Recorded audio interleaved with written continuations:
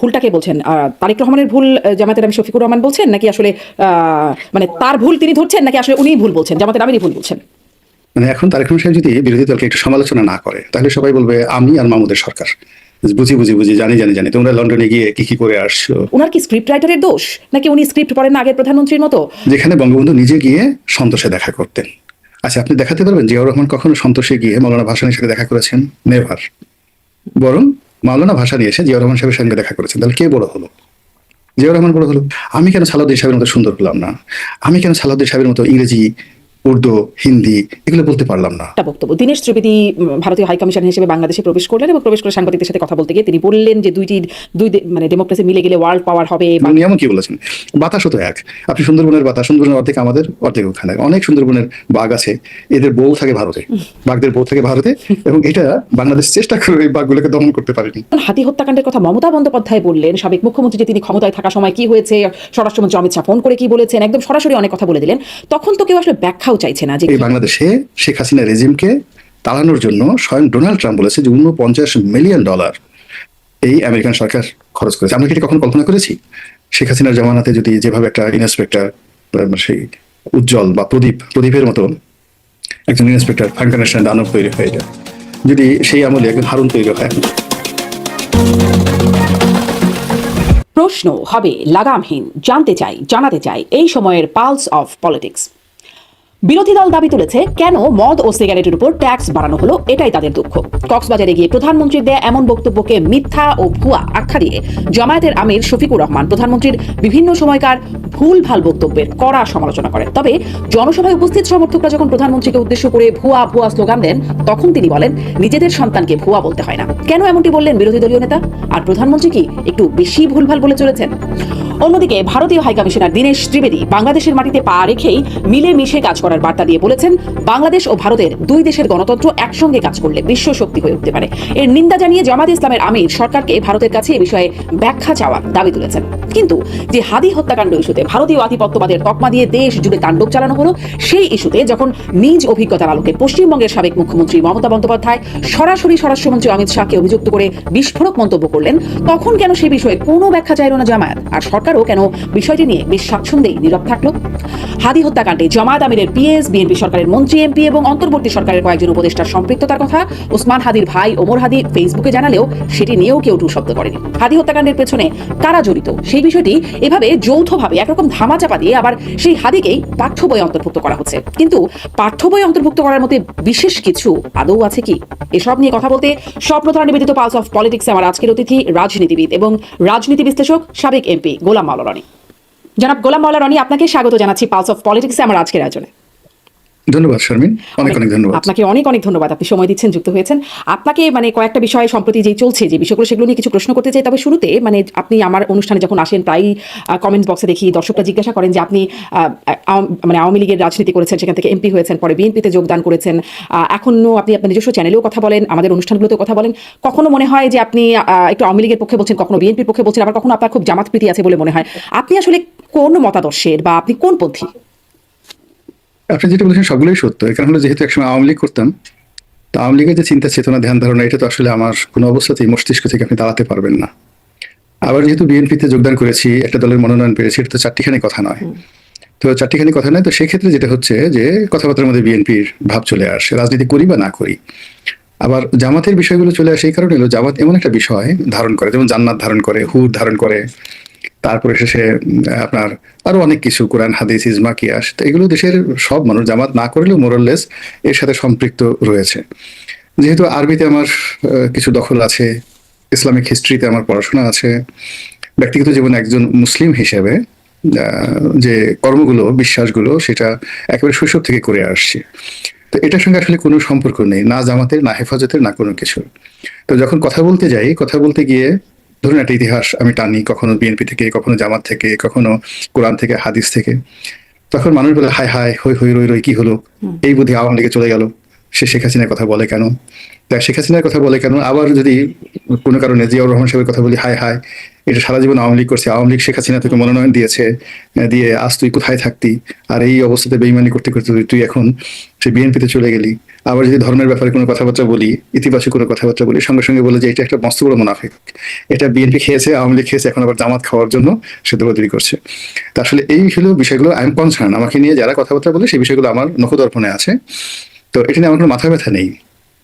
মাথা ব্যথা নেই কারণে যে মানুষ যে কথাগুলো বলছে সে তার নিজস্ব দৃষ্টিভঙ্গি থেকে কথা বলছে। কিন্তু আপনার কি কোনো বিশেষ দৃষ্টিভঙ্গি আছে? মানে বলি, আপনি তো বিভিন্ন দিকেই আসলে কথা বলেন, আপনার মধ্যে কি কোনো গুপ্ত সত্তা আছে? না, সেরকম আমার আসলে মানে মানে কারো সত্তা হওয়ার বা কারোর সঙ্গে মিশার মতো অবস্থা আমার কখনোই ছিল না। আমি পরিশ্রম করা মানুষ, দুটো ডাল ভাতের জন্য এখনো সারাদিন পরিশ্রম করি এবং আল্লাহ আমাকে আমার কাছে বরকত দিয়েছে। কোনো দলের দালাল হওয়া, মানে কোনো দলের দাবিদারি করা, কোনো নেতার পদলেখন করা, এই অবস্থা আমার কখনো ছিল না, এখন তো প্রশ্নই আসে না, আমার কখনোই ছিল না। ফলে আমি আমার মতো করে মানে হাওয়ায় পাল তুলে দিচ্ছি, পাল বা হাওয়া আমাকে যেদিকে নিয়ে যায় এই গন্তব্যে আমি পৌঁছে যাবো আমার জায়গা মতো, যেভাবে আমি আমার সামনে জীবনে আর কখনো অনেকগুলো নির্বাচন করার প্রাপ্তি। ইচ্ছা নাই আপনার? হ্যাঁ, অবশ্যই নির্বাচন করার ইচ্ছা আছে। যখন মনে হবে একটা সুন্দর গণতন্ত্র আছে, ইলেকশন করা যাবে, মাননীয় সংসদ সদস্য বলতে যে শব্দটি বোঝায় সেটির সত্যিকার অর্থে সম্মান এবং মর্যাদা রয়েছে। তা আমার কাছে মনে হয়েছে যে এটা কি এখন যে কোনো আসলে দলের টিকিটে? আমার আসলে আমার নির্বাচনী যে এলাকাতে, আমি তো আসলে একজন সংসদ সদস্য হতে চাই, আমার এলাকাতে নির্বাচন করার জন্য আমার আসলে কোনো দলের মনোনয়ন দরকার নেই, আমি স্বতন্ত্র পাশ করে আসতে পারবো। এখন দলগুলো সেটা আমাকে দরকার আছে, অনেক দলের দরকার আছে, সব দলেরই দরকার আছে মোরালেস। এখন এটা হলো অবস্থানগত, নিজে স্বতন্ত্রভাবে যেমন আমি বিএনপি দেখলাম, আওয়ামী লীগ দেখলাম, তো দুটো দলকে বিরোধী দল হিসেবে দেখেছি, বিএনপিকে দেখেছি, আওয়ামী লীগকে দেখেছি, আবার এই ইউনুসের জামানাতে যাকে বলা হয় জামাতকে দেখলাম। তা আমার কাছে মনে হয়নি যে এই দলের মধ্যে ঢুকে একেবারে এমন কোনো মধু রয়েছে, মাখন রয়েছে, পোলাও রয়েছে, ক্ষীর রয়েছে যেগুলো আমার নেই। আবার ধরেন আমি একবার যেহেতু সংসদ সদস্য হয়েছি, তো একেবারে তরুণ বয়সে 2009 সনে যখন আমার মানে যাকে বলা হয় কর্মস্পৃহা অনেক বেশি ছিল বর্তমানের চাইতে, ওখানে আমি এমন কিছু দেখিনি যেটা আমি মনে হয় না যে সংসদ সদস্য না হয়েও আমি করতে পারবো না। মানে আই ক্যান ডু, জনগণের কল্যাণ করার জন্য আমাকে যে এমপি হতে হবে নট লাইক দ্যাট, শুধু আপনার কানেক্টিভিটি থাকলে যথেষ্ট। তারপরে কথা বলার জন্য, জনগণের কথা বলার জন্য কেবলমাত্র পার্লামেন্টে বলতে হবে নট লাইক দ্যাট। এখন পার্লামেন্টে কত মানুষ সারাদিন কথা বলে, তো তাদের কথা তো আমরা কেউ কগনিজেন্সে নেই না, আমরা খুব গুটি কয়েক লোকের কথা কগনিজেন্সে নেই। এখন তারা হয়তো কেউ পত্রিকায় চাকরি করছে, কেউ আমাদের মতো সোশ্যাল মিডিয়াতে কথাবার্তা বলছে, কেউ হয়তো পার্লামেন্টে আছে। তো ওখানে মূল ব্যাপার হলো যে যোগ্যতা বলে আপনি পার্লামেন্টের মধ্যে সবার দৃষ্টি আকর্ষণ করতে পারবে, সেই যোগ্যতা যদি আপনার থাকে, আপনি আমাজনের জঙ্গলে গিয়েও সেই ওখানকার যারা আদিবাসী তার মধ্যে গিয়ে আপনি নেতা হতে পারবেন। সেই So, আমি যোগ্যতা যে যেহেতু আপনার আছে সেটি আপনি প্রমাণ করেছেন, তখনও সংসদে প্রমাণ করেছেন, বা এখনো আপনি সামাজিক যোগাযোগ মাধ্যমে যে কথা বলেন বা মূলধারার গণমাধ্যমগুলোতে আপনি কথা বলার জন্য খুবই যোগ্য একজন ব্যক্তি আপনি। মানে শুধু কথা আপনি না, বলছিলাম শুধু যে- শুধু হ্যাঁ, শারমিন এখানে আবার আমাদের দেশে হবে সেই ছেলে কবে কথায় না বড় হয়ে কাজে বড় হবে। আমি শুধু কথা বলায় পাকা না। আপনি যদি এখন এই পার্লামেন্টে দেখেন, আমার সামনে কলম ধরার মতো মানে রেজাল্টের দিক থেকে, পাবলিক পরীক্ষাতে রেজাল্টের দিক থেকে খুব কম লোক আছে। আমি একজন ভালো ছাত্র ছিলাম এবং এখনো আছি। যদি আপনি পার্লামেন্টে ধরেন, আমাকে এই পার্লামেন্টে গরিব বলে দূরে তাড়িয়ে দিবে, আমি I am not a rich man, কিন্তু আমাকে গরিব বলে তাড়িয়ে দিবে এরকম ধনী ব্যক্তি এই পার্লামেন্টে কেউ নেই, বা রাজনৈতিক অঙ্গনে কেউ নেই। তাহলে এই যে আমাকে যে টাকা উপার্জন করতে হয়েছে, আপনি জানেন বিদেশি মাটিতে থাকেন, জ্ঞান অর্জন এবং টাকা অর্জন এই দুটো খুবই কঠিন একটা বিষয়। তো কাজেই এখানে শুধুমাত্র চাপাবাজি করে মুখে কথা বলে টাকা উপার্জন করা যায় না। তারপরে শেষে এই যে দেখেন আমার বয়স প্রায় 60 বছর, 60 ইয়ার্স, স্টিল আপনি দেখেন 60 ইয়ার্স হলে এর দাঁত পড়ে যায়, ওর নাক দিয়ে পশম একেবারে মুখের ভিতরে ঢুকে যায়, কান দিয়ে পশম বের হয়, মুখ দিয়ে কথা বলে সামনে বসে থুথুতে দেখবেন সামনে যে বসে আছে সে তার জন্য বিশ্রী একটা অবস্থা তৈরি হয়ে যায়। তো সেই দিক থেকে আল্লাহ আমাকে যে সুস্থ রেখেছে, এই যে শরীরটাকে সুস্থ রাখার যে ক্ষমতা, এটা আপনি বাংলাদেশে ধরেন কজন লোকের আছে। তো কাজে আমি শুধুমাত্র কথা বলে যোগ্যতা প্রমাণ করিনি, আমার একটা মানুষ হিসেবে এই স্বল্পকালীন জীবনে আপনি যদি 10টা আইটেম ধরেন, I have a good family, আমার ছেলে সন্তানকে আমি মানুষ করেছি, তারা যার যার জায়গাতে সফল, আমি আমার 7টা ভাইকে মানুষ করেছি, তারা যার যার জায়গাতে সফল, আমি দায়িত্ব পালন করেছি 5 বছর। আপনি আমার নির্বাচন এলাকাতে দেখেন আমি কত সুন্দরভাবে বললাম যে আমার এলাকাতে নির্বাচন করতে কোনো দলের মনোনয়ন দরকার নেই, আমি ইন্ডিপেন্ডেন্টলি পাশ করে আসতে পারবো ইনশাল্লাহ, যখন আমি ফিল করবো।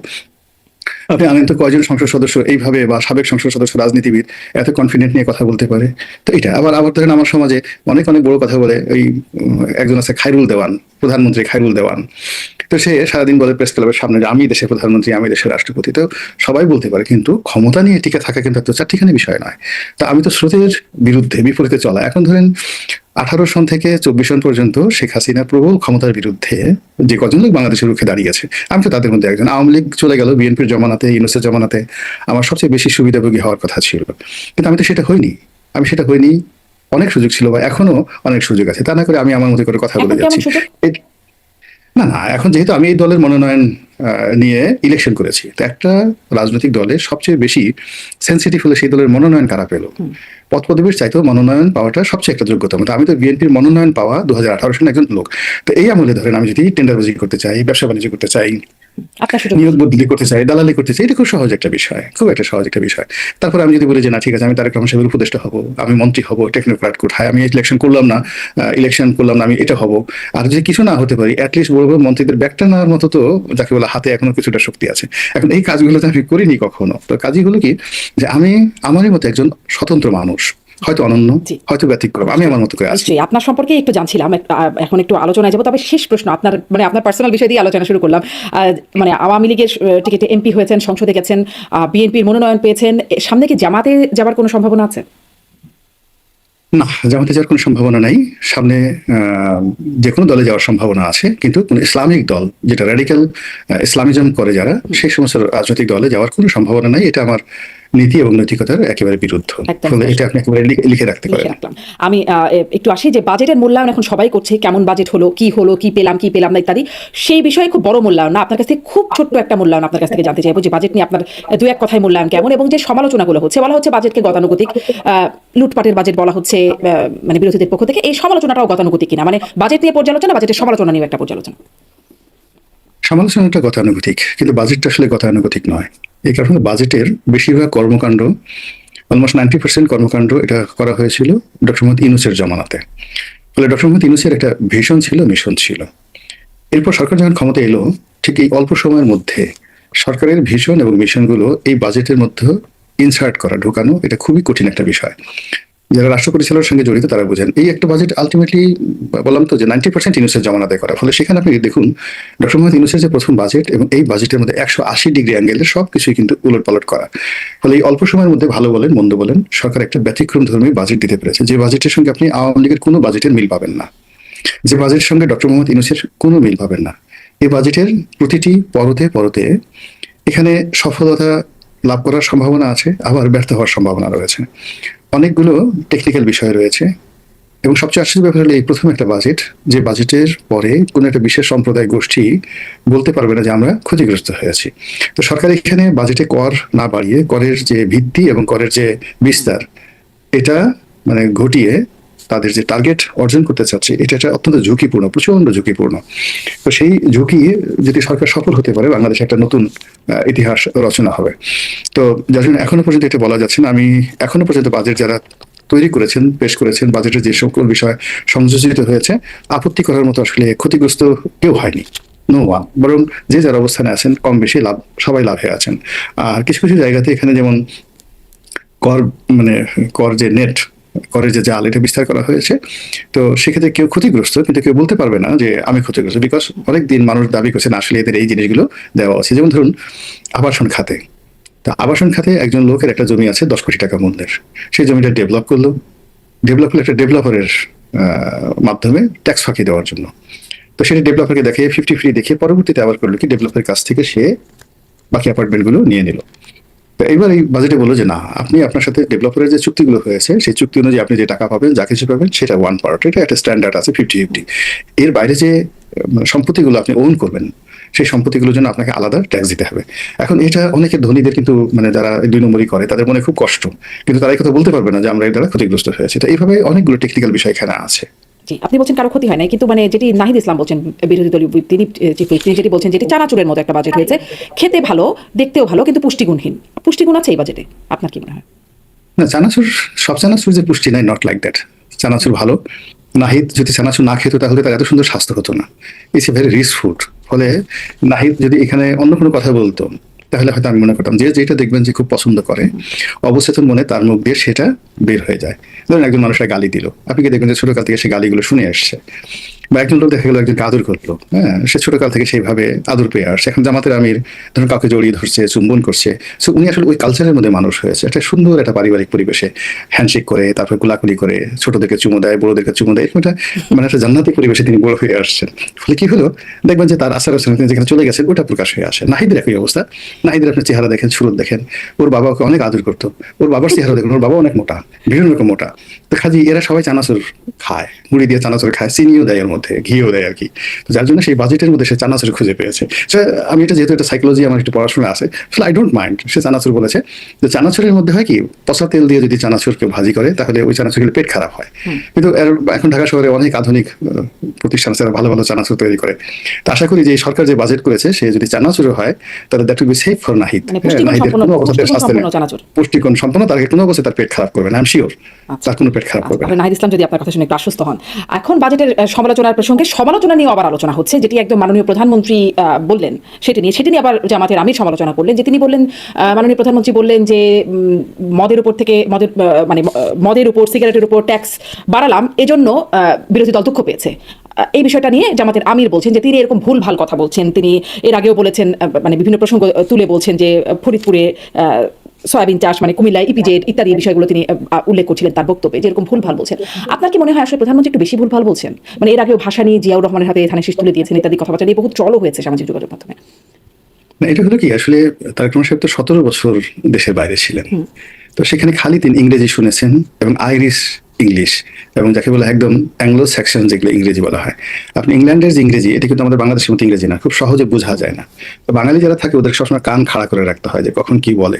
তো এরকম 17টা বছর তিনি এরকম একটা জায়গাতে আসছেন, ছিলেন, তারপর বাংলাদেশে আসছেন। এসে এখন ইনি একবার নোয়াখালীর ভাষা শুনেন, একবার কুমিল্লার ভাষা শুনেন, কক্সবাজারের ভাষা শুনেন, আর তার সঙ্গে সঙ্গে সেই ইংরেজি। তো আপনি তার ব্রেনের মধ্যে আপনি দেখেন অনেকগুলো কিন্তু মানে ডাটা এন্ট্রি হয়, অনেকগুলো প্রসেস হয়, তারপর শেষে অনেকগুলো রসায়ন হয়। আপনি যেমন এখন বাংলাদেশে ছিলেন, টেলিভিশনে করছেন, এখন দীর্ঘদিন যাবতে আমেরিকাতে আছেন, হঠাৎ করে বাংলাদেশে আসেন, এসে আপনি ইলিশ মাছ দিয়ে, একদম তরতাজা ইলিশ মাছ দিয়ে ভাত খান, চিংড়ি মাছ দিয়ে আপনি ভর্তা খান, আপনি দেখবেন অ্যালার্জি হয়ে গেছে আপনার। তো এরকম অনেকগুলো ব্যাপার। এখন প্রধানমন্ত্রী বাংলাদেশে আসছে মাত্র অল্প কিছুদিন হলো, তাকে অন্তত একটা বছর সময় দিতে হবে। তো একটা বছরের মধ্যে তিনি বুঝে যাবেন যে স্ক্রিপ্টটা কিভাবে পড়তে হয়, কোথাও কিভাবে পড়তে হয়। তিনি হয়তো আমি মানে অনেক সময় দেখা গেল যে বোঝা যায়, যেমন কুমিল্লাতে ইপিজেড হবে, কুমিল্লাতে একটা ইপিজেড আছে। তো তিনি যদি বলতেন যে ইপিজেড, হ্যাঁ সেটা আছে, তো উনি বলতে পারতেন যে কুমিল্লাতে একটা ইপিজেড আছে, আর একটা ইপিজেড হতে অসুবিধা কি, আমরা আরো আধুনিক একটা ইপিজেড করবো। ঢাকাতে যেমন দুটো ইপিজেড আছে, একটা পুরনো ইপিজেড, একটা নতুন ইপিজেড।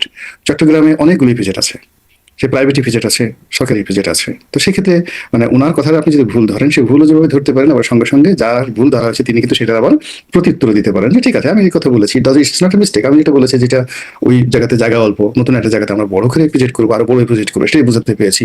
আর বিরোধী দলের যারা লোকজন আছে তারা সেই 1400 বছর আগের ধ্যান ধারণা নিয়ে আসে।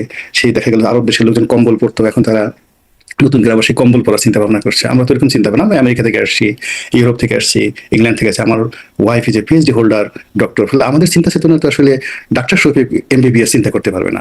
ডাক্তার শফিককে যদি তারেক রহমানের চিন্তা ভাবনা করতে হয়, তাকে doctor Shafiqur Rahman FRCS London হতে হবে, এবং FRCS লন্ডন হলেও তার মর্যাদা হবে তারেক রহমান সাহেবের ওয়াইফের সমপর্যায়ের।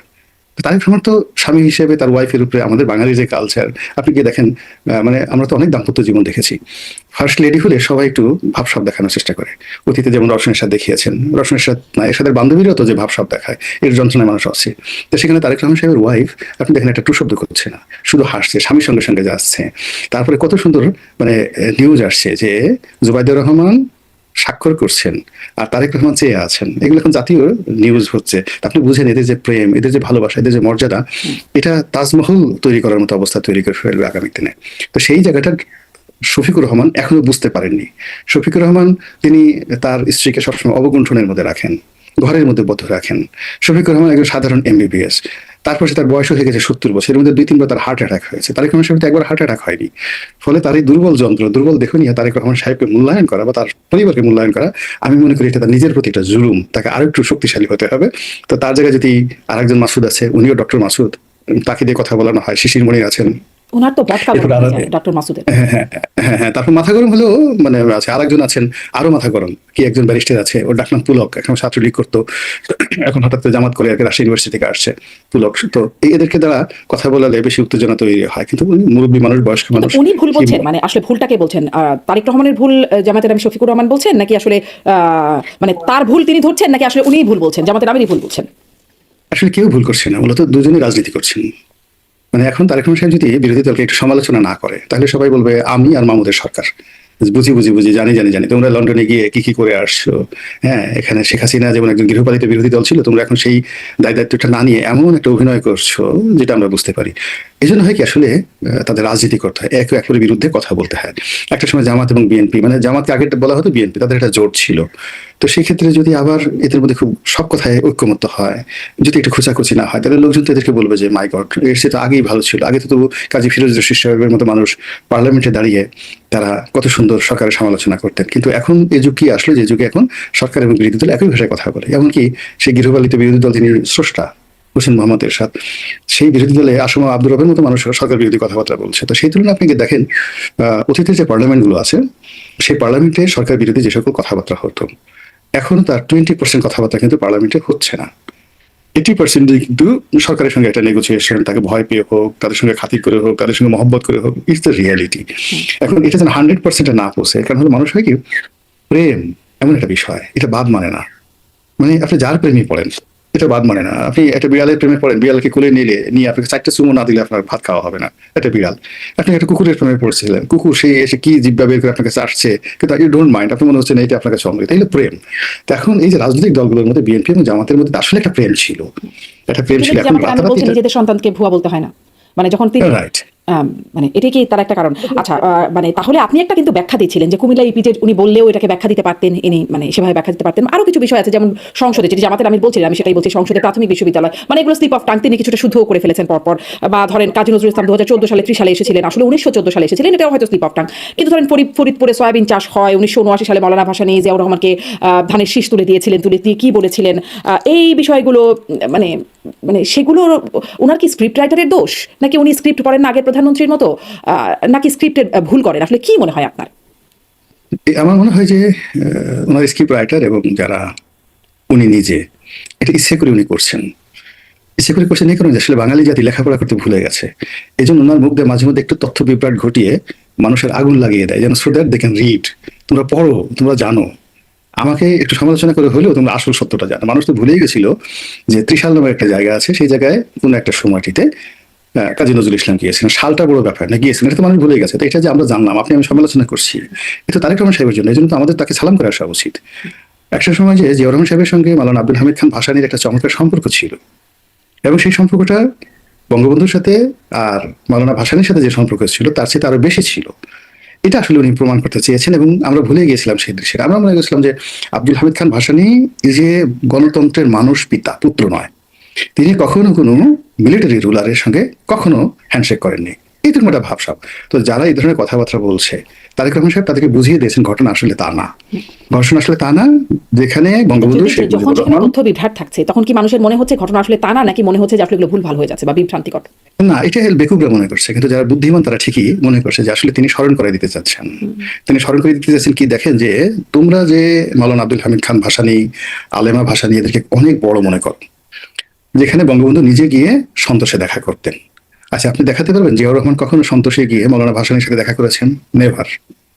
বরং মাওলানা ভাসানী এসে জিয়াউর রহমান সাহেবের সঙ্গে দেখা করেছেন। তাহলে কে বড় হলো?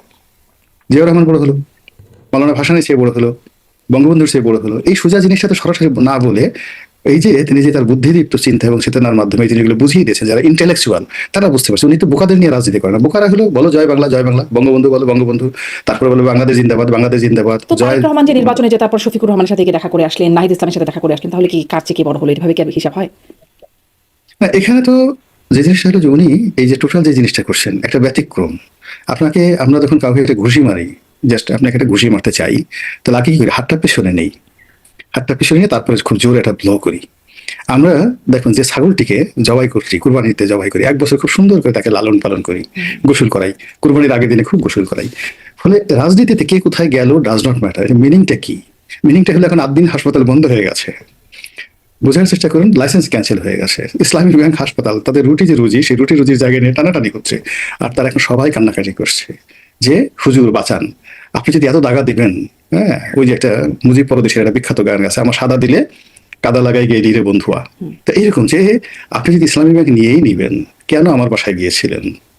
আমাকে এই আমার বাসায় না গেলে হতো, আমি প্রথম দিন থেকে সতর্ক থাকতাম আপনার ব্যাপারে। এই যে আমার যে সাদা দিল, আপনাকে আমি বিশ্বাস করেছি, এখন এখানে আপনি কাদা লাগাই দিলেন, এখন আমি কই যাবো?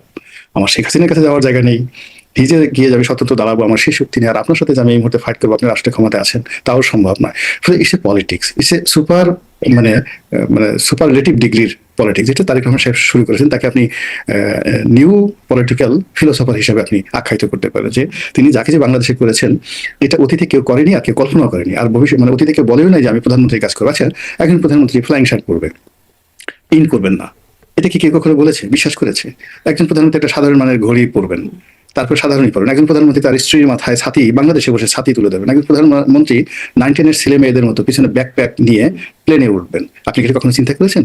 ইটস এ পলিটিক্যাল ফিলসফি, রাজনৈতিক দর্শন। এই পুরো দর্শনটা শেখ হাসিনা যেভাবে তৈরি করেছিলেন, যে she is Julius Caesar, she is Napoleon Bonaparte, she is বাদশাহ হারুন আর রশিদ, সম্রাট আকবর, এইরকম। আর সেখানে বর্তমান প্রধানমন্ত্রী তিনি নিজেকে নিয়ে আসছেন খলিফা উমর ইবনুল খাত্তাব। তো খলিফা উমর ইবনুল খাত্তাব হওয়ার জন্য তিনি ঘোরাফেরা করছেন, রাতে যাচ্ছেন, স্বাভাবিক জীবনযাপন করছেন। আর জামাতের আমিরও তো খলিফা উমর ইবনুল খাত্তাব হতে চায়। তো এটা নিয়ে টানাটানি হচ্ছে না? সেই টানাটানির কারণে কি হচ্ছে, তারেক রহমান সাহেব জিতে গেছেন। হ্যাঁ, তো সেই জিতে যাওয়ার কারণে এখনো তো মানে জামাতের আমির তো তার পোশাক পরিবর্তন করেন নাই, তিনি তার আগের মতো আছেন। কিন্তু তারেক রহমান সাহেব তারেক রহমানের মতো, সে একটা আলাদা, মানে মোদী যেভাবে একটা ভারতের একটা নতুন পোশাক তৈরি করেছেন, নতুন একটা স্টাইল তৈরি করেছেন, সে নিজে মানে গাড়ি চালাচ্ছেন, সেই গাড়ির সামনে লোকজন দৌড়াচ্ছে। আচ্ছা, প্রধানমন্ত্রী গাড়ির সামনে অতীতে কখনো কেউ দৌড়াইছে বলেন? কেউ কখনো দৌড়ায়নি, মন্ত্রীরা দৌড়াচ্ছে। আচ্ছা, তিনি বিরোধী দলীয় থেকে একজন আন্দালিব রহমান পার্থকে এনে তার পাশে বসালেন। নিঃসন্দেহে পার্থ তো তাকে বলেনি যে লিডার বা তারেক ভাই, আমি আপনার পাশে একটু বসতে চাই এবং আপনার পাশে বসে আপনি যখন গাড়ি চালাবেন আমি তখন একটা সেলফি তুলবো, আর সেই সেলফি তুলে আমি অবশ্যই ফেসবুকে দেবো। এটা পার্থ কখনো বলেনি। নিঃসন্দেহে পার্থর যেহেতু একটা গ্রেট ফলোয়ার আছে, তারেক রহমান সাহেবের এটা একটা অসাধারণ একটা রাজনৈতিক দর্শন, যে পার্থর মতো একজন হ্যান্ডসাম, ইয়াং, প্রগ্রেসিভ, তরুণদের মধ্যে যার প্রচুর ভক্ত আছে, তার মতো লোক বিরোধী দলকে নিয়ে পাশে বসিয়ে তিনি যে গাড়ি চালালেন, এখন দেখেন তার দলের সব লোকের মধ্যে বিরোধী দল দূর হয়ে তিনি গেছে। তো আসলে জটিল সদস্য, তারা তো হ্যাঁ, ধরেন ওই যে জোটেরই সদস্য, এখন এই সেম সুযোগ পাওয়ার, দেখেন এই সেম সুযোগ দ্বিতীয়বার পেল কক্সবাজারে গিয়ে সালাউদ্দিন সাহেব। এখন যারা প্রধানমন্ত্রীর পাশে এই গাড়িতে বসে সেলফি তুলতে পারছেন, তারা মনে করছেন we are the luckiest person. এই জন্য হয় কি, প্রধানমন্ত্রীর গুড বুকে যাওয়ার জন্য দিন রাত তারা জিকির করছে, ফিকির করছে, চেষ্টা করছে, তদবির করছে, কে ওখানে বসবে। আচ্ছা, শহীদুদ্দিন চৌধুরী আনি, তিনি তো প্রধানমন্ত্রীর কাছে, তার কি একটু বসার শখ হয় না? ফলে কি হয়েছে, যদি বসতে চাও তাহলে আরো কাজ করো, আরো প্রধানমন্ত্রীর কাছাকাছি আসো। কিংবা এতগুলো মন্ত্রণালয় দেওয়া হয়েছে রবিউলকে, রবিউলকে একটু বসতে ইচ্ছা করে না যে ঠিক আছে, পার্থ ওখানে মন্ত্রী হলো না, কিচ্ছু হলো না, জোটের সঙ্গী, সে শুধু বসলো না, সঙ্গে সঙ্গে একটা সেলফি তুলে ফেললো। তো এই যে সুযোগটা সে পেলো, আমার কি স্বাদ জাগে না? আমার কি ইচ্ছা হয় না? তো তখন কি করবে? আচ্ছা ঠিক আছে, তোমার যখন ইচ্ছা হয় তখন তুমি কাজ করো, আরো বেশি বেশি কাজ করো, আমাকে খুশি করো, দেশের জন্য কাজ করো, রাষ্ট্রের জন্য কাজ করো। পার্থ কি করেছেন দেশের জন্য, রাষ্ট্রের জন্য, যার কারণে মানে সুযোগটা পেলেন? এটা তো একান্ত প্রধানমন্ত্রীর ব্যাপার, এটা আপনার আমার ব্যাপার না। আপনি তো পার্থর সাথে ছবি তুলেন নাই, আমি তো ছবি তুলিনি। যদি আমি ছবি তুলতাম পার্থের সঙ্গে, তাহলে আমরা মনে করতাম যে না, I have seen something extraordinary. পার্থের সঙ্গে তো আমার খুবই ভালো সম্পর্ক, কিন্তু কোনোদিন আমার তার সঙ্গে পাশাপাশি কোনো ছবি তোলা হয়নি। তো সেদিক থেকে প্রধানমন্ত্রী যেহেতু তুলেছেন, তিনি পার্থর মধ্যে এমন কিছু পেয়েছেন যেটার কারণে সেই পার্থর যে ঘ্রাণ, তার ব্যক্তিত্ব, তার সবকিছু, মানে এমন কিছু তিনি পেয়েছেন যেটাতে প্রধানমন্ত্রী আকর্ষিত হয়েছেন এবং তাকে তার পাশে বসিয়েছেন। এটা চারটিখানি ব্যাপার নয় শারমিন, এটা অনেক বড় একটা বিষয়। জি, আপনি স্বরাষ্ট্রমন্ত্রীর কথা বলছিলেন যে তিনিও এই সুযোগ পেয়েছেন। স্বরাষ্ট্রমন্ত্রী অনেক বেশি মানে তার উপরে লাইম লাইট, অনেকে তাকে সর্ব মন্ত্রণালয়ের মন্ত্রী এভাবেও বিরোধী দল বলছেন। কদিন আগে শুনেছিলাম ডিফ্যাক্টো প্রধানমন্ত্রী হিসেবে তাকে বলছে বিরোধী দলের পক্ষ থেকে। মানে এই যে তিনি আসলে সব বিষয়েই কথা বললেন, সংসদের বাহিরে, প্রধানমন্ত্রীর মানে কন্ট্রোল বা গ্রিপকের মাধ্যমে কমে যায়, মানে তিনি কি বেশি লাইমলাইটে থাকেন? না না না না না, এখানে আপনি প্রধানমন্ত্রীকে যদি সম্রাট আকবর চিন্তা করেন, তাহলে তাকে চিন্তা করেন বৈরাম খান। একজন বৈরাম খান ছাড়া আকবর হতে পারেননি, আর আকবর ছাড়া কখনো বৈরাম খান হতে পারত না। এই বৈরাম খান তো একটা সময় তার বাবা হুমায়ুনের আন্ডারেও তিনি সেনাপতি ছিলেন, কিন্তু বৈরাম খান তো পানিপথের চতুর্থ যুদ্ধে জয়লাভ করতে পারেনি, হিমুকে পরাজিত করতে পারেনি। বৈরাম খান দিল্লির ডাইনেস্টি প্রতিষ্ঠা করতে পারেনি, তার জন্য একজন আকবর দরকার ছিল। তো সালাউদ্দিন সাহেব তো এর আগে ছিলাম সালাউদ্দিন হিসেবে তাকে সবাই গালাগালি করে, তিনি ভারতে ছিলেন। তো ভারতে তিনি কিছুই করতে পারেননি। তিনি 17 বছর বাংলাদেশে ছিলেন, মানে যতদিন বাংলাদেশে ছিলেন তিনি তো রুহুল কবির রিজভী সাহেবের সাথে প্রতিযোগিতায় পারেননি। মানে মূল ব্যাপার, তিনি উত্তরাতে বসে সংবাদ সম্মেলন করতেন, আর এই অফিসে রুহুল কবির রিজভী সাহেব করতো। তো ইন্টারনাল পার্টি পলিটিক্সে রুহুল কবির রিজভী বেটার। তারপর তিনি খালেদা জিয়ার সেই যোগাযোগ প্রতিমন্ত্রী ছিলেন, তার এপিএস ছিলেন। শোনা যায় তিনি একটা সময় তারেক রহমান সাহেবকে পড়িয়েছেন, গৃহশিক্ষক ছিলেন, আমি জানি না সত্য মিথ্যা। তো এই পরিবারের সাথে তার অনেক ভালো সম্পর্ক, কিন্তু A+B² এই যে একটা সূত্র আছে, এটা একদিকে তারেক রহমান সাহেব, অন্যদিকে সালাউদ্দিন সাহেব, প্লাস ব্রাকেট তারপরে হোল স্কোয়ার। এটা বেগম জিয়ার সাথে হয়নি, অন্য কারোর সাথে হয়নি। এটা একটা রতনে রতন চিনে। উনি যেভাবে তাকে চিনেছেন, উনিও তাকে চিনেছেন। ফলে এই মহামিলন এটা বাংলাদেশের জন্য একটা রাজনীতির একটা turning point. Let them work, ভালো কিছু কাজ করতে দেন না, এত তাড়াতাড়ি আমাদের সমালোচনা করার দরকারটা কি? দুজনেই তো ব্যতিক্রম কিছু করার চেষ্টা করছেন, আমরা তো তার মধ্যে কোনো ভুল দেখতে পাচ্ছি না। শুধুমাত্র এই দুজনের মধ্যে যে মহব্বত, দুজনের মধ্যে যে ভালোবাসা, একে অপরের প্রতি নির্ভরশীলতা, এটা দেখে আমরা হিংসায় জ্বলে যাচ্ছি। কেন আমাকে ডাকে না? কেন আমাকে সালাউদ্দিন সাহেবের মতো ভালোবাসে না? আমি কেন সালাউদ্দিন সাহেবের মতো সুন্দর হলাম না? আমি কেন সালাউদ্দিন সাহেবের মতো ইংরেজি, উর্দু, হিন্দি এগুলো বলতে পারলাম না? তো এই জিনিসগুলো হলো এক ধরনের হীনমন্যতা। কিন্তু আল্লাহ তো তাকে চেহারা বানিয়েছেন। আল্লাহ আপনাকে গো টু দ্য আল্লাহ, আপনি আল্লাহর কাছে যান, আবার আল্লাহর সাথে ঝগড়াঝাটি করে আসেন। কিন্তু তা না করে একজন লোককে আল্লাহ ভালো চেহারা দিয়েছে, তাকে আপনি হিংসা করতে পারেন না। এখন তারেক রহমান সাহেব ভালোবাসেন তাকে, কিন্তু তার ইচ্ছা। তারেক রহমান সাহেব আপনার কাছে অনুমতি নিয়ে, শারমিনের কাছে, গোলাম মোল্লা রনির কাছে অনুমতি নিয়ে কাউকে ভালোবাসবেন নাকি? তার ভালো লাগে সালাউদ্দিন সাহেবকে, তার ভালো লাগে পার্থকে, তার ভালো লাগে নুরুকে, জোনায়েদ সাকিকে, ববি হাজ্জাজকে। আপনি কি করবেন বলেন? ওই যে মিলন সাহেব এস এম একটা লাভ দিলেন, ওই লাভটা তো তারেক রহমান সাহেবের খুব ভালো লাগছে। এক লাফে তিনি একটা মন্ত্রণালয়ের মন্ত্রী বানিয়ে ফেললেন। এটা চারটিখানি কথা না, এটা তো উনি পছন্দ করেন। তা আপনি যদি মন্ত্রী হতে চান, অ্যাটলিস্ট লাভ দেন, সালাউদ্দিন সাহেবের মতো শিলং চলে যান, আপনি তার মতো ওইভাবেই করেন। মানে যারা যারা যে পর্যায়ে আছে, আপনি পার্থ হতে চান, তার কাছে তার মধ্যে স্টাইলিস্ট হন, সুন্দর চেহারা হন, পোশাক আশাক করেন, ভালো সেন্ট পরেন, হাতে আপনি সে ভার্চুয়াল মোবাইল রাখেন, আপনি বাড়ি ধারাতে থাকেন, এলিট সোসাইটিকে মেনটেন করেন, ইংরেজি বাংলা মিলিয়ে সুন্দর করে কথা বলেন। হ্যাঁ, যেন মানে দেখেই মনে হয় মানে অবস্থাতে একজন মানুষের প্রেমে তো মানুষ এমনি এমনি পড়ে না। There is some reason. Tarique Rahman সাহেব যাদেরকে পছন্দ করছেন, everything has a good reason, সেটাই তিনি কাজ করছেন। একটু আরেকটু আসি যে জামায়াতের আমির আরেকটা বক্তব্য, দীনেশ ত্রিবেদী ভারতীয় হাইকমিশনার হিসেবে বাংলাদেশে প্রবেশ করলেন এবং প্রবেশ করে সাংবাদিকদের সাথে কথা বলতে গিয়ে তিনি বললেন যে মানে ডেমোক্রেসি মিলে গেলে ওয়ার্ল্ড পাওয়ার হবে। সেখানে 140 কোটি মানুষ, বাংলাদেশে 20 কোটি মানুষ, 160 কোটি মানুষকে নিয়ে মিলেমিশে কাজ করার কথা বলেন। এটিকে খুব তীর্যকভাবেই দেখেছেন বলে মনে হলো বিরোধী দলীয় নেতা, এবং তিনি এটির ব্যাখ্যা চাইতে বলেছেন সরকারকে। আপনার কাছে আসলে মানে কি মনে হয়, এটার ব্যাখ্যা কি হতে পারে? তিনি আসলে কেন এরকমটা বললেন? প্রথমত আসলে তিনি এটা যে কথাগুলো বলেছেন, আমি যদি মানবিক দৃষ্টিকোণ থেকে দেখি, এটা আসলে মানে এর মধ্যে কোনো ক্রিমিনাল অফেন্স নেই। মানে যে প্রশ্ন করা হয়েছে, যেভাবে ওখানে আসলে সামগ্রিকভাবে বক্তব্যগুলো আলাদা করা হয়েছে। এমনি নর্মালি ঠিক আমাদের বাংলাদেশের মানুষ কলকাতাতে গেলে অনেকটা আবেগপ্রবণ হয়ে যায়, আবার কলকাতার মানুষ বাংলাদেশে আসলে কিন্তু অনেকটা আবেগপ্রবণ হয়ে যায়। আমি গিয়ে দেখলাম যে একসময় বিখ্যাত শিল্পী নচিকেতা, উনি আসলেন, এসে ওনার গ্রামের বাড়ি থেকে চিত হয়ে মাটির মধ্যে শুয়ে অনেক কান্নাকাটি করলেন, তার পূর্বপুরুষ ওখানে ছিল। তো এটা আসলে একটা আবেগের বিষয়। যদি এটাকে সত্যিকার অর্থে সরকার মনে করে যে সিরিয়াসলি, তাহলে জামাত বলুক যে আমরা ইন্ডিয়ান দূতাবাস ঘেরাও করি, জামাত বলুক যে আমরা এই দূতাবাসের যে রাষ্ট্রদূত তার বাংলাদেশ থেকে প্রত্যাহার না করা পর্যন্ত আমরা সংসদে যাব না, সংসদ বয়কট করলাম। জামাত বলুক যে আগামী যতদিন এই লোক আছে, আমরা ইন্ডিয়ান দূতাবাসের কোনো দাওয়াতে কখনো আমরা যাব না। তাহলে তাদের যে অনেস্টি এটা প্রমাণিত হবে। আদারওয়াইজ এটা আমার কাছে যেটা মনে হচ্ছে যে যে কথাগুলো তিনি বলতে চাননি, বোঝাতে চাননি, সেই ভয়গুলো তৈরি করে, সেই ইস্যুগুলো তৈরি করে মূলত আপনি inviting somebody to create a disaster, একটা ডিজাস্টার তৈরি করার জন্য আপনি কাউকে ইনভাইট করছেন। আদারওয়াইজ এই যে একজন রাষ্ট্রদূত তিনি বাংলাদেশে এসে কি বললেন, এতে করে বাংলাদেশ আর ভারত এক হয়ে গেল, বাংলাদেশের 20 কোটি মানুষ ভারতের 140 কোটি মানুষের সাথে এক হয়ে গেল, বাংলার আকাশ ভারতের আকাশে এক হয়ে গেল। বাংলার আকাশ ভারতের আকাশ তো একই, শুধু আমরা সীমানা নির্ধারণ করেছি ভূমিতে, স্থলে এবং জলে স্থলে, কিন্তু আকাশ তো আল্লাহ রাব্বুল আলামিন সবার জন্য উন্মুক্ত করে দিয়েছেন। উনি এমন কি বলেছেন, বাতাসও তো এক। আপনি সুন্দরবনের বাতাস, সুন্দরবনের অর্ধেক আমাদের, অর্ধেক ওখানে। অনেক সুন্দরবনের বাঘ আছে, এদের বউ থাকে ভারতে, বাঘদের বউ থাকে ভারতে, এবং এটা বাংলাদেশ চেষ্টা করে এই বাঘগুলোকে দমন করতে পারেনি। এটা হলো বউ যখন ভারতে থাকে, বাঘের বাচ্চা হয়ে যায় ভারতে, বাংলাদেশে পুরুষ বাঘ বাড়ে, ফলে বাঘ কমে যাচ্ছে, ভারতের বাঘ বেড়ে যাচ্ছে।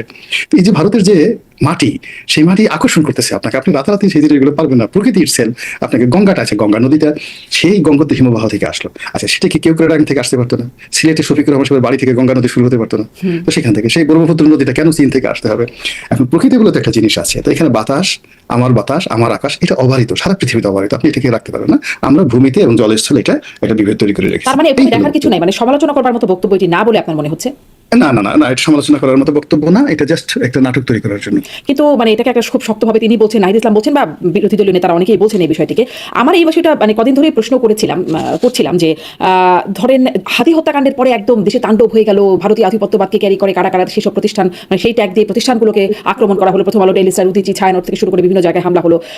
কিন্তু যখন হাতি হত্যাকাণ্ডের কথা মমতা বন্দ্যোপাধ্যায় বললেন, সাবেক মুখ্যমন্ত্রী যে তিনি ক্ষমতায় থাকার সময় কি হয়েছে, স্বরাষ্ট্রমন্ত্রী অমিত শাহ ফোন করে কি বলেছেন, একদম সরাসরি অনেক কথা বলে দিলেন, তখন তো কেউ আসলে ব্যাখ্যা চাইছে না যে কি হলো, মানে এত সিরিয়াস একটা ঘটনা ব্যাপারে। এখন যখন তারা নিজেরা বলছে, তখন শুনছিলাম 7 সিস্টার্স আলাদা করে দেওয়া হবে এরকম হুমকি। এখন যখন তারা বলছে, তখন কেউ ব্যাখ্যাও চাইছে না, সরকারও চাইছে না, বিরোধী দলও কোনো ব্যাখ্যা চাইতে বলছে না।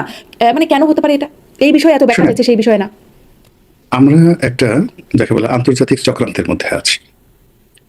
এই চক্রান্তটার 1 নম্বর দিক হলো যে বার্মা অ্যাক্টের আন্ডারে, বার্মা অ্যাক্ট হয়েছে 1953-তে, but it was initiated in 1933 under the Theodore D Roosevelt.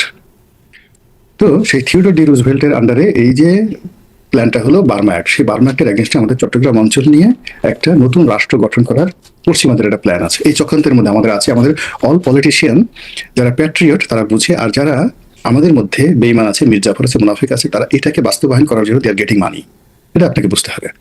2 নম্বর হলো in 1953 there happened another one. আমাদের এই বাংলাটাকে নিয়ে নেওয়ার জন্য দেয়ার ওয়াজ এ নেহেরু ডক্ট্রিন। তো এই যে নেহেরু ডক্ট্রিনটা ছিল, এটা একদম ওপেন, সবাই জানে ভারতের। এই যে ভারত যে একটা মানে চন্দ্রগুপ্ত মৌর্যের জমানার যে একটা মানচিত্র তৈরি করে, একটা অখণ্ড ভারতের মানচিত্র তারা যে তাদের পার্লামেন্ট ভবনে টানিয়ে রেখেছে, এটা তো এমনি টানিয়ে রাখেনি, দেয়ার ইজ এ প্ল্যান। তো এখন এই যে বাংলাদেশটাকে দখল করবে, বাংলাদেশের সাথে একটা যুদ্ধ করবে, এই যুদ্ধ করার জন্য একটা ওসিলা দরকার। সেই ওসিলাটা কি? এখানে জঙ্গিবাদ বাড়ছে, এখানে দক্ষিণপন্থী বাড়ছে, এখানে বোমাবাজি হচ্ছে, এখানে 7 সিস্টার দখল করার হুমকি আসছে, এবং এই কাজগুলো অনেক আমাদের মধ্যে রাজনীতিবিদদের মধ্যে বেইমান আছে, মুনাফিক আছে, সব জায়গাতে আছে, যারা ভারতের টাকায় এই কথাগুলো বলে আমরা 7 সিস্টার দখল করবো। আমি সবাইকে বলছি না, কেউ কেউ এই জিনিসগুলো জিকির তুলে, ফিকির তুলে ভারতের টাকা খেয়ে ভারতকে গালাগালি করে, যেন ভারতের টাকায় রাম মন্দির তৈরি করবে, রাম মূর্তি তৈরি করবে, করে আবার ভারতের টাকায় সেই রাম মূর্তি ভাঙবে। এইটা হলো একটা পলিটিক্যাল, যাকে বলা হয় ম্যাথোলজি। এই গল্প, এই কাহিনী, এই উপন্যাস সাজিয়ে কিন্তু পৃথিবীতে এইভাবে বড় বড় যুদ্ধ তৈরি হয়েছে, বড় বড় ভূখণ্ড এভাবে দখল করা হয়েছে। আমাদের ভূখণ্ড তো অল্প কয়েকদিন, এটা তো অন্তত পক্ষে 4-5 হাজার বছরের ইতিহাস আছে। বহুবার আমরা দিল্লির দ্বারা অধিকৃত হয়েছি, মুর্শিদাবাদ বহুবার আমাদেরকে দখল করেছে, বহুবার এমনকি যেমন নরেন্দ্র মোদীর যে জায়গা, যেখানে সেই দক্ষিণ ভারত, দাক্ষিণাত্য, গুজরাট, এই এলাকাতে রাজা ছিলেন সেই রাজেন্দ্র, তো চোল সম্রাট রাজেন্দ্র, তিনি আজ থেকে 1000 বছর আগে, অর্থাৎ এখন 1026 সনে এই বাংলা দখল করে নিয়ে গেছিলেন 1000 বছর আগে। কেন জানেন? এই যে গঙ্গার পানি এই অন্যদিকে প্রবাহিত করার জন্য, এই পানির জন্য তিনি এত দূর পথে দাক্ষিণাতে এখানে এসে যুদ্ধ করেছেন। ফলে এই বাংলাকে দখল করা, এটাকে কেটে টুকরে টুকরে করা। এই বাংলাতে একটা সময় 12 ভূঁইয়ারা ছিল। হোয়াট ডাজ ইট মিন? আজকের এই যে বাংলা 12টা ভাগে বিভক্ত ছিল, আবার এই 12টা ভূঁইয়া তারা মারামারি করেছে। ফলে আমাদের এই বাংলা যদি ভবিষ্যতে 12টা ভাগ হয়ে যায়, আপনি কি বলবেন? অতীতে ছিল না এটা? আবার এই বাংলা বহু বছর, 100 বছর বাংলা, বিহার, উড়িষ্যা একত্রে ছিল, আসাম আমাদের সঙ্গে ছিল। তো যার জন্য এই কাজগুলো করার জন্য আন্তর্জাতিক চক্রান্ত রয়েছে। এখন কে যে কিভাবে কোন জায়গা দিয়ে খেলছে, উই ডোন্ট নো, একমাত্র আল্লাহ জানেন। এই যে আমাদের দেশে যে একটা মার্কিন ডিপ স্টেট আছে, এখানে যে $49 মিলিয়ন এই বাংলাদেশে শেখ হাসিনা রেজিমকে তাড়ানোর জন্য স্বয়ং ডোনাল্ড ট্রাম্প বলেছে যে $49 মিলিয়ন এই আমেরিকান সরকার খরচ করেছে। আমরা কি এটা কখনো কল্পনা করেছি? কখনো কল্পনা করিনি। এই আমেরিকান সরকার এখানে আমাদের মতো $49 মিলিয়ন করে বিনিয়োগ করে $4.5 বিলিয়ন সে যে আপনার বিমান চুক্তি আর $15 বিলিয়ন যে সামগ্রিক চুক্তি করে নেবে, আমরা এটা কখনো কল্পনা করেছি? কখনো কল্পনা করিনি। ফলে আসলে আমরা অনেকগুলো কথা শুনে দেখবেন, যে যত বেশি কথা বলছে, যে যত বেশি দেশপ্রেম দেখাচ্ছে, তার মধ্যেই হয়তো দেশ বিক্রি করার বীজ হয়তো কোনো দেশ লুকিয়ে রেখেছে বা ওখানে ঢুকিয়ে দিয়েছে। মানে এখানেও ডিপ স্টেটের চাল থাকতে পারে বলে আপনি অবশ্যই ডিপ স্টেটের চাল, মানে ডিপ স্টেটের চাল থাকতে পারে। জি, আমি একটু মানে ওসমান হাদির কথা বলছিলাম। এখন ওসমান